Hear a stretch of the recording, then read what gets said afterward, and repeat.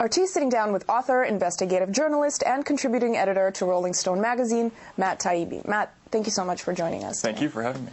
Now, let's get right into it. You've dedicated a large part of your work and your career to discovering and investigating the events that led up to the economic crisis of '08 and the events that happened after and during that whole chaos. And my question to you is, where does everyone stand now? It really looks like the politicians have moved on. Wall Street has moved on, certainly, from that whole extravaganza. And yet we have millions of people left basically to mend for themselves. What do you make of all that? Well, I think we're at a period now, we're kind of at a crossroads where if the government moves forward and doesn't make major changes and doesn't press forward with wide-scale prosecutions, I think this is kind of like their last opportunity to do that. For the last 3 years or so, they haven't taken anybody to court at all. There's really been no law enforcement whatsoever. And I think that's something that people are talking about a lot on Wall Street. They're kind of wondering when, the other shoe's going to drop. And I personally, I'm hopeful that they actually will do something. It's too late, but at least it will come eventually. Better than nothing, right? Right. Now, it's interesting that you've been pointing out that, Bernie Madoff, the Ponzi schemer, a very famous case. And you've been saying that the reason he ended up being, basically the only one who ended up in jail so far for a significant period of time is because he was the one who impacted the rich. Right. And the reason that everybody else is still held unaccountable because they, impacted people who don't really have a voice, apparently. Yeah, no, I think that's absolutely the case. Madoff was a good target for a couple of reasons. Number one, he really had nothing to do with the systemic corruption that led to the crash of 2008. He was just a straight-up criminal who could have existed in any time period. And so he was unconnected to all the really serious stuff that went on Wall Street. And also the scale of it was, even though it was big for the people who invested in his funds, it wasn't anything like the scale of the fraud that went on at the big banks, for instance. There was that, and then, of course, the fact that his victims were actors in Hollywood and other people in Manhattan and Wall Street.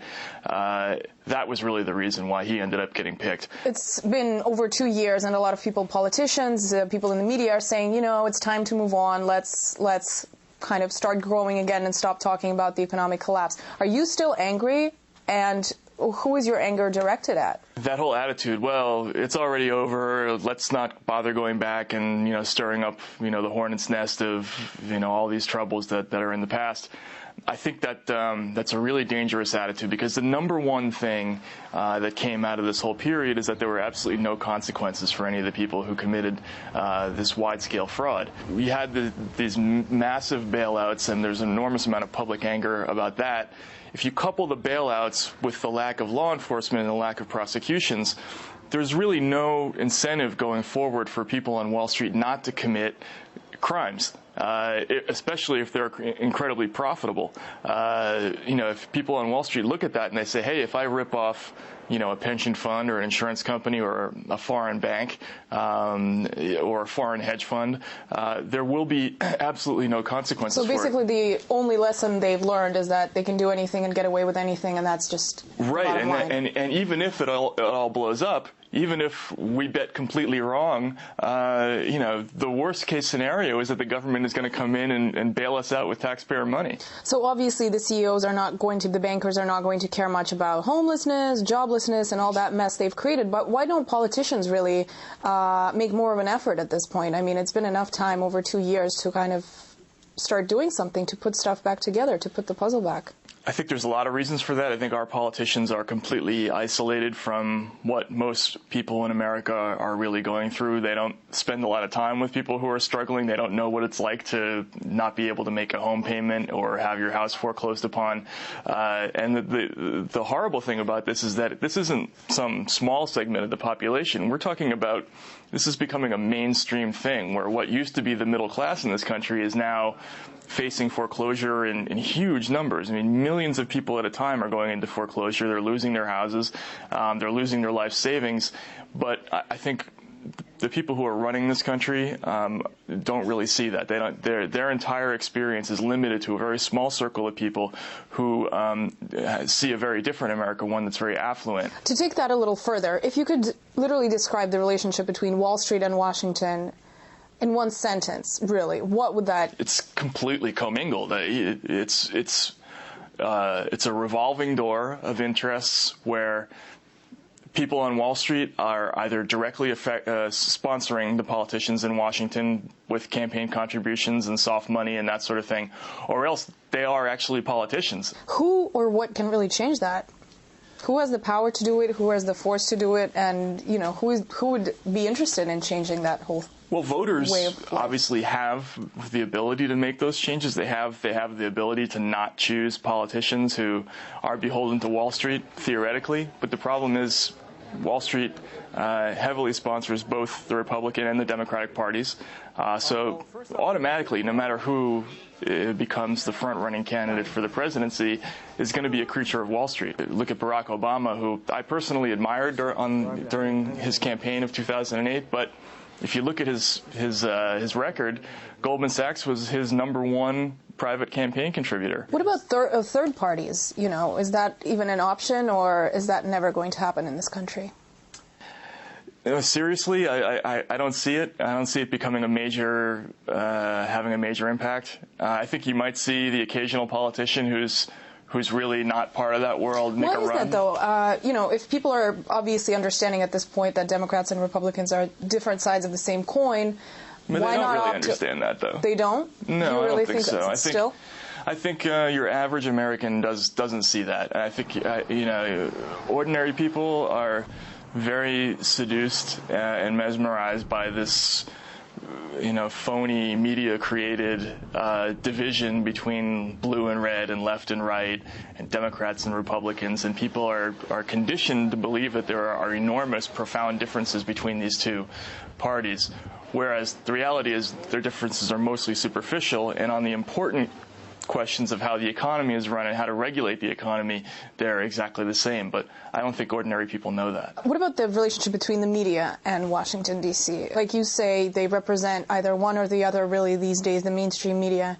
Where does that take us? What kind of a really situation does that create in the U.S.? And who is supposed to kind of revamp the media at this point? People who have this image of American news media as being some kind of top-down, corrupted entity that is pumping out propaganda. That's not really the way it works. It's really a sort of nihilistic, purely for-profit entity that is just out to make money. And in the process of doing that, they have absolutely no interest whatsoever in doing social interest reporting. They will just do whatever it is that's going to attract the most advertising. And so as far as politics goes, that means playing up this whole reality show narrative of left versus right, and so that's our problem. These are for-profit companies, and there's no money in doing the right thing. So that's how we get the media we have. So what kind of situation does that create? If what you're saying, we have Washington out to please Wall Street out to make profit, news corporations and the mainstream media out to make profit. Who is out there to do something to, maybe do something for the American people, for example? They need the help right now. There are a lot of good people in government. There are a lot of good people in media. The problem is systemically, they're never going to be able to take hold because the forces at work are powerful, and they're entrenched, and they're also very efficient. I mean, these media companies, they do make a lot of money, and so it's going to take an awful lot to move them off their commercial model, and I just don't see that happening. So real change is not coming anytime soon? I don't see it. I think you could have incremental change, and I think if there is a big enough crisis, you might even see significant changes, but for the most part, the way it's set up, it's just really an uphill climb for ordinary people to get their issues in front of the right politicians and get real change made. Do you think the crisis of '08 wasn't big enough? Is that just the beginning? Should we kind of expect something worse to happen? Well, you would have thought that that would have been big enough. I mean, you would have expected a crisis of that magnitude would have motivated the government to make significant changes, but they really didn't. I guess it will have to be something worse before they to make those real changes. If we switch gears a little bit and talk about, go from the people who are pocketing all this money to the way the money is being thrown around the globe. First of all, militarily, of course, because that's a serious issue with the wars ongoing in the U.S., that the U.S. is participating in. We've touched upon this a little bit. Why isn't this money being put into creating factories, opening up, manufacturing jobs, really picking up the middle class back up from its knees? That's just not the way that the American political mainstream thinks. I mean, if you look at what happened when Obama passed his $700 billion stimulus, that was ostensibly to create jobs. I mean, it was a government program to help put people back to work. There was an enormous, coast-to-coast outrage at the idea that the government has any business trying to help put people back to work.